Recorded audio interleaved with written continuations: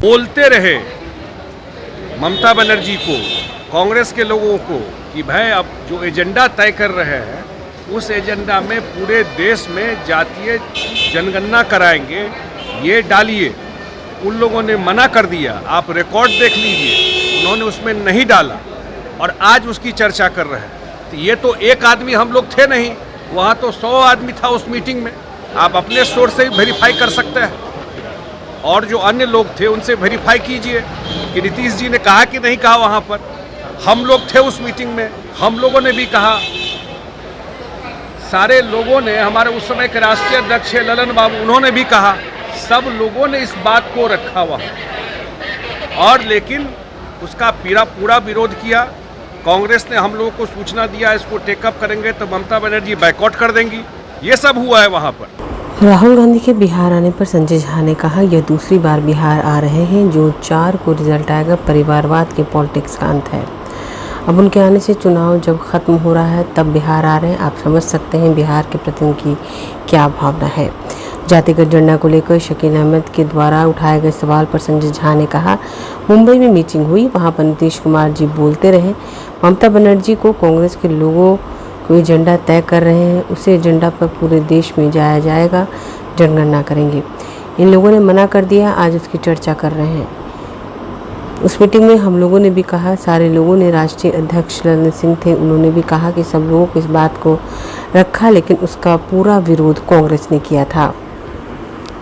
संजय झा ने कहा कि कांग्रेस और समाजवादी पार्टी की सरकार बनने के लिए पाकिस्तान में दुआ हो रही है। पीएम के बयान पर संजय झा ने कहा, अंतिम फेज में हम लोग आ चुके हैं, परिवारवाद पॉलिटिक्स का अंत हो जाएगा 4 तारीख को। मुख्यमंत्री के द्वारा 10 लाख रोजगार देने और इस पर तेजस्वी द्वारा सवाल किए जाने पर संजय झा ने कहा, उनसे पूछिए जब 15 साल उनका शासन था किस तरह की नौकरी वह दे रहे थे।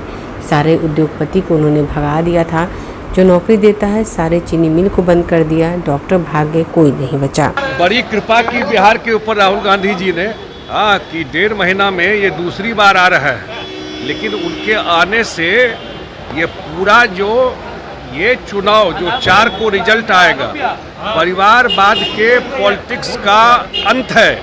और उनके आने से अब सोचिए ना, चुनाव खत्म हो गया हो रहा है तब यहाँ पर आए हैं।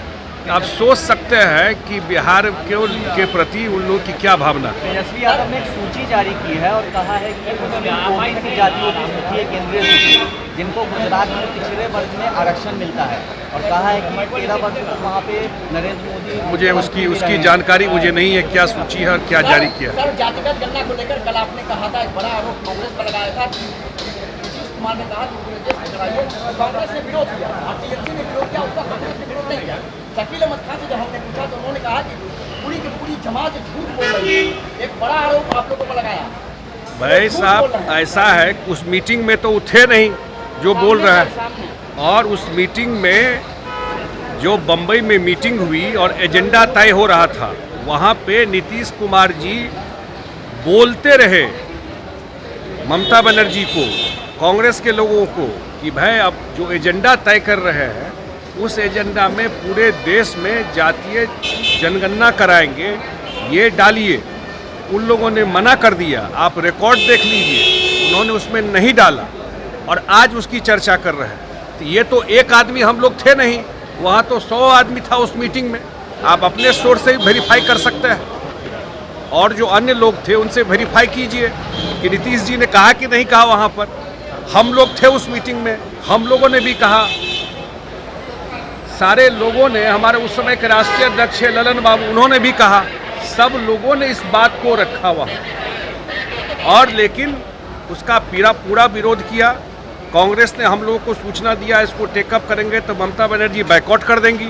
ये सब हुआ है वहाँ पर। इसीलिए सर, पीएम ने कहा है कि समाजवादी पार्टी और कांग्रेस की जीत के लिए पाकिस्तान में दुआएं और प्रार्थनाएं की जा रही हैं। नहीं, मैं एक बात तो मैं कह सकता हूँ आपको कि अब तो अंतिम फेज में हम लोग आ गए हैं ना, कि जो चुनाव अब फाइनली आ रहा है, मैंने अभी बताया आपको कि डायनेस्ट पॉलिटिक्स का, परिवारवादी पॉलिटिक्स का एंड हो जाएगा 4 तारीख। सर, कुमार बोले हैं कि 2025 के विधानसभा के पहले 10 लाख नौकरी पूरा कर देने पर तेजस्वी यादव का कहना है कि 17 साल से कहाँ दे रहे थे नौकरी। अरे वो उनसे पूछिए कि जब 15 साल उनका सरकार था तो किस तरह का नौकरी दे रहे थे। सारे उद्योगपति को भगा दिए यहाँ से जो नौकरी देता था, सारा चीनी मिल बंद करा दिए, डॉक्टर भाग गए। पता नहीं आपको, आप तो यंग आदमी हैं, कोई बचा ही नहीं था बिहार में जिस नौकरी कैसा नौकरी देते हैं पता नहीं है।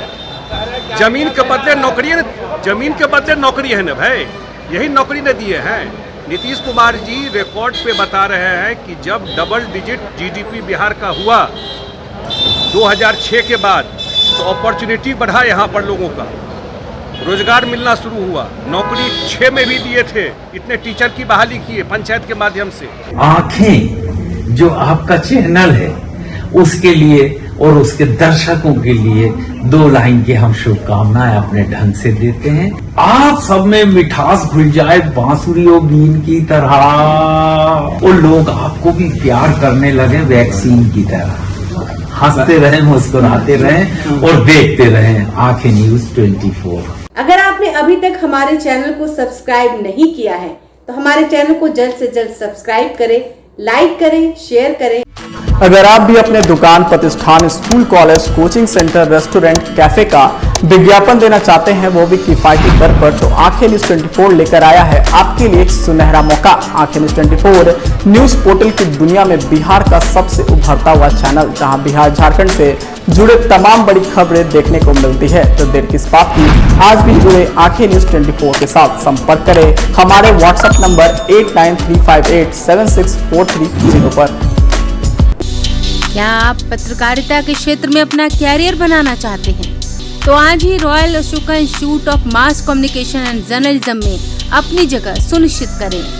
आर्यभट्ट ज्ञान विश्वविद्यालय पटना से मान्यता प्राप्त 100% प्लेसमेंट के साथ royal Ashoka Institute of Mass Communication and journalism नामांकन जारी है।